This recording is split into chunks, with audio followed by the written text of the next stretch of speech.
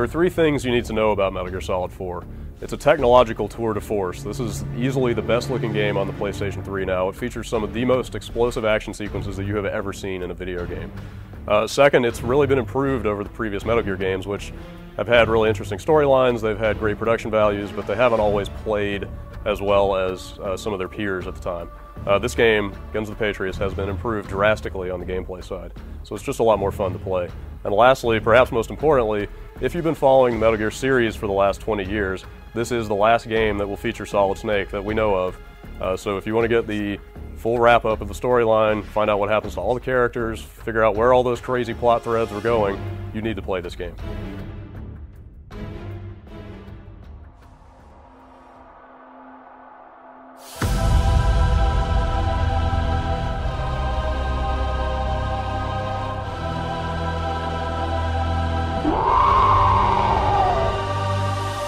Ever since the first Metal Gear Solid on the PlayStation, this has been a series that's been pushing the hardware that it's running on. So going into Metal Gear Solid 4, I expected it was going to be a good looking game, but nothing could have prepared me for how good it looked. It's not just the non-interactive cinematics in the game that look so amazing, although that has always been one of the series' high points. It's also the way these presentation values feed into the gameplay.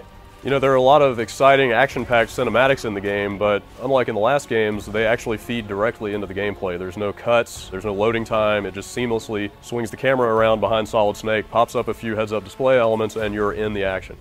Now traditionally, Metal Gear Solid has always been a stealth-based series, but some of the most exciting moments in Guns of the Patriots aren't stealth-related at all. You've got some really crazy chase sequences, escape sequences, some Metal Gear on Metal Gear action, and of course, as is par for the series, some really excellent and innovative boss fights. The Metal Gear Solid series has a lot of high points, a lot of positive qualities, but the gameplay has not always been among them. Metal Gear Solid 4 does not have this problem. They've finally modernized the gameplay. They've brought it in line with other modern third-person shooters, so you've got a fully controllable camera, you can swing it right around behind Solid Snake. There's a Gears of War style over-the-shoulder aiming mode in here now, and you can go to a first-person aiming mode that also lets you move around, which is another first for the series. So all these new additions come together to make this play way better than any Metal Gear Solid you've played before. All of these control updates combine with an increased focus on run and gun action, so you can actually get out in the battlefield and just shoot guys in the face if you really feel like it. But if you still want to play this as a purely stealth action game, you're free to do that. Another new change to the gameplay takes a cue from some Western military-themed games like the Call of Duty and Rainbow Six series. Like in the previous games, you can collect a mountain of assault rifles, shotguns, pistols, and that sort of thing. But unlike in the last games, you can now also get all kinds of upgrades to slap onto those weapons. There's a new character, it's a real smooth-talking kind of weapons salesman guy named Drebin, who shows up and lets you buy stuff from him, such as flashlights, laser sights, scopes. There's all kinds of stuff you can add to your weapons to tailor them to the way that you want to play the game. Is the hider CQC compatible? The beauty of this sucker is that it's got a lot of customizable parts. So the storyline here starts off in the Middle East. A very aged Solid Snake has been called once again out of retirement and sent over because Liquid Ocelot has been spotted in the area. Snake's basically on a wet work assignment here. He's just out there to kill Liquid. That's all this is about. There are plenty of ins and outs to the storyline here. There's a network of soldier-controlling nanomachines. There are privatized military organizations. There's another crazy cyborg ninja guy. Suffice it to say that this is a Metal Gear game through and through. Now, the most important thing about this game, as the last game in the Metal Gear Solid series, is does it bring closure to the storyline? The answer to that question is a resounding yes. Every character that you can think of who's still alive in the series is going to make an appearance at some point or other. All the crazy hanging plot threads, loose ends that you remember from the last games are going to be addressed and answered here. Some of the answers might satisfy you a little more than others. Wait, I got it. I bet you're using an older generation of nanomachines. Older generation. A few of them might come off as a little hokey. This is bullshit! But overall, the storyline comes together really well at the end, gives you a lot of closure. You won't feel left wanting for answers when the game is over.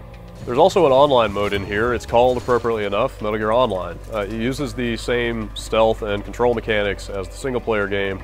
Unfortunately, those don't work out so well when you're using them against thinking human opponents. There's a decent selection of modes in here. There's a handful of maps. You can customize your character. It's not aggressively horrible, but again, the gameplay just does not work as well in an online setting as it does in the single-player game. And there are much better multiplayer shooters like Call of Duty 4 already out on the PS3. On top of all that, it's just a hassle to get into Metal Gear Online. You've got to register 2 separate login IDs just to create your character. Once you've done that, you can only make 1 character unless you pay more money to make more character slots. And Konami's already selling some other little trinkets for the online experience too, so it seems like this is going to be kind of an ongoing profit vehicle for them in the future. This is bullshit! If there's one thing you can say about Metal Gear Solid 4, it's a one-of-a-kind experience. It looks phenomenal. It's the best-looking game on the PlayStation 3 right now, or really any platform. All the little gameplay problems of the past Metal Gear games have been fixed, so this is the most fun Metal Gear game to play that's been released. And again, if you've been following the series from the beginning, you're going to want to know what happens, and this one fills in all the story gaps nicely. If you've been waiting for a game to justify your purchase of a PlayStation 3, this is it.